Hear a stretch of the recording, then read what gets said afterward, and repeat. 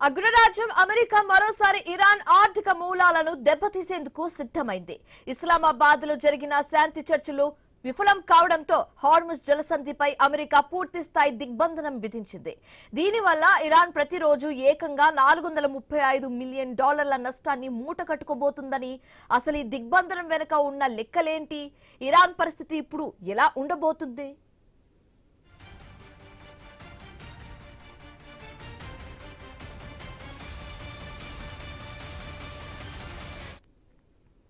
ప్రపంచ చమురు రవాణాకు అత్యంత కీలకమైన హార్ముజ్ జలసంధి ఇప్పుడు అగ్రరాజ్యం అమెరికా గుప్పెట్లోకి వెళ్లిపోయింది.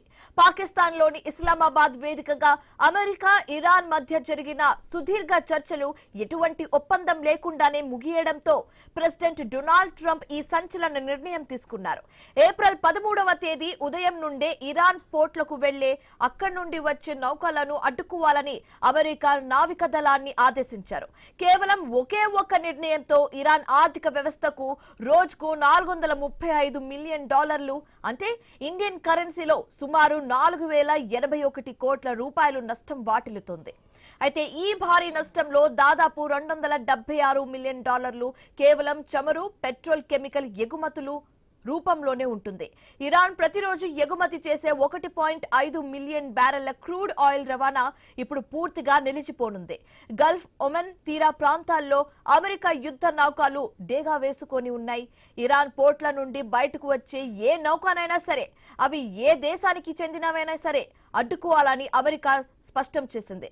అయితే ఇరాన్ కి సంబంధం లేని ఇతర దేశాల నౌకలకు మాత్రం హార్ముజ్ జలసంధి గుండా ప్రయాణించేందుకు అనుమతి ఉంది.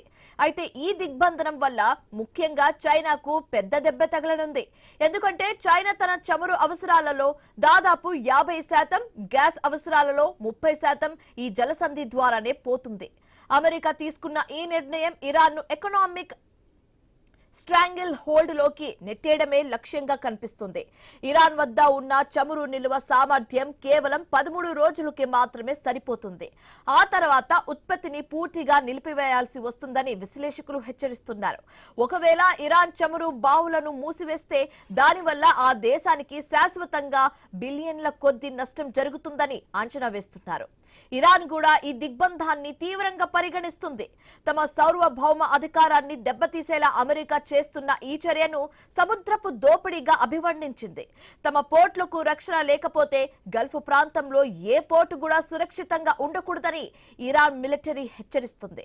ఇప్పటికే అంతర్జాతీయ మార్కెట్లో చమురు ధరలు ఒక్కసారిగా 8% పెరిగి $100 మార్కును దాటేశాయి.